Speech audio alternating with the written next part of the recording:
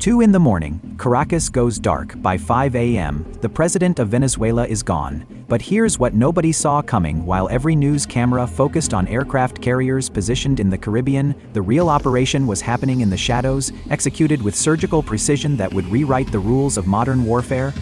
This is the declassified story of how US forces breached the heart of a fortified capital and extracted Maduro from under the nose of Russian air defenses, Chinese surveillance networks, and an entire military apparatus designed specifically to prevent exactly this scenario.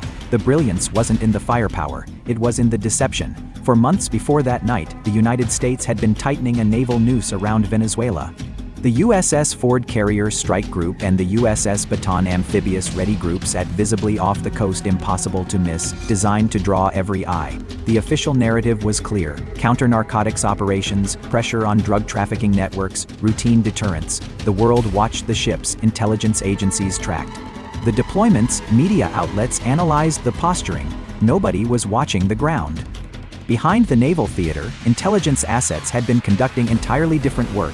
CIA operatives had infiltrated Maduro's inner circle, not just gathering information, but positioning assets for a single decisive moment. Back in the United States, Delta Force operators were building something unusual, an exact replica of Maduro's safe house within the Fuerte military complex. They rehearsed the extraction repeatedly until every operator could navigate the compound blindfolded, knew every door, every sightline, every potential resistance point. They weren't preparing for an invasion. They were preparing for a snatch and grab that had to succeed on the first attempt with zero room for failure. The strike window opened at exactly 2:00 a.m. Venezuelan time. High above Caracas, F-35 stealth fighters penetrated Venezuelan airspace undetected. Their first targets weren't symbolic, they were surgical. Russian-made S-300 missile batteries positioned around high-value government facilities went silent as precision strikes disabled radar arrays and command systems. The Venezuelan military suddenly found itself fighting blind, unable to track incoming threats or coordinate defensive responses. But the aerial strikes weren't the main operation. They were the distraction.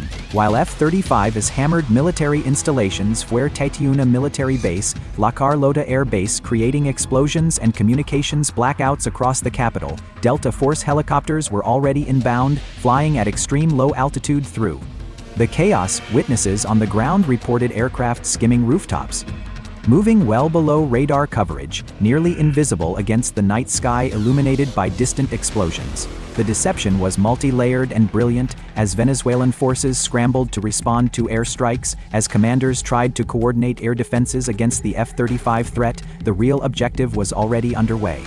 Specialized helicopters descended on the target compound, while attack helicopters provided suppression fire against presidential guard positions. The operators moved with surgical speed, breaching multiple entry points simultaneously. Inside, the scenario unfolded exactly as rehearsed. Flash grenades disoriented security personnel.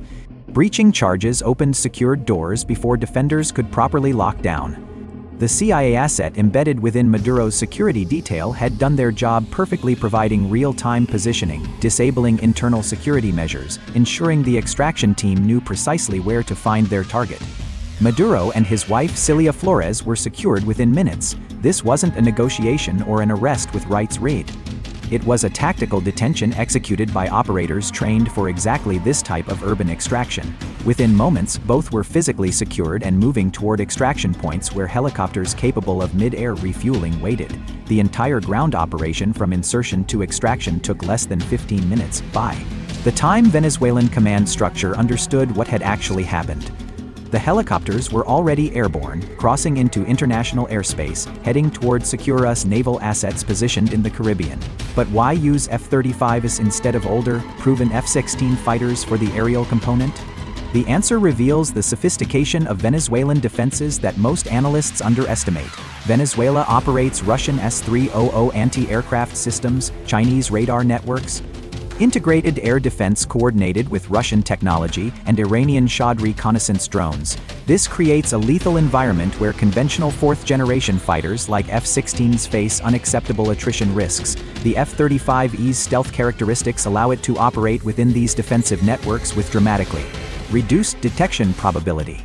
Its sensor fusion capabilities combining radar, infrared, and electronic warfare data enable simultaneous suppression of mobile and fixed air defenses, while F-16S would have been detected and engaged at long range by S-300 batteries. F-35S penetrated Venezuelan airspace, eliminated key defensive nodes, and created the corridor delta force needed for extraction. The operational geography also favored F-35 deployment. From Puerto Rico, roughly 810 miles from Venezuelan targets, F-35s can reach objectives within 90 minutes, with air-to-air refueling support and F-35B variants operating from amphibious assault ships positioned closer. Strike response time compresses to 10 to 15 minutes, fast enough to create the rapid onset chaos necessary for special operations extractions. This operation represents a fundamental shift in how modern military power projects into denied environments. The combination of stealth technology, special operations, precision, intelligence infiltration, and strategic deception created an outcome that seemed impossible: extracting a head of state from a fortified capital protected by sophisticated air defenses. In the middle of the night, with minimal casualties and complete operational success, the world watched aircraft carriers. The operation happened in the shadows. By the time anyone understood what occurred, Maduro was already in US custody, and the geopolitical map of South America had changed overnight.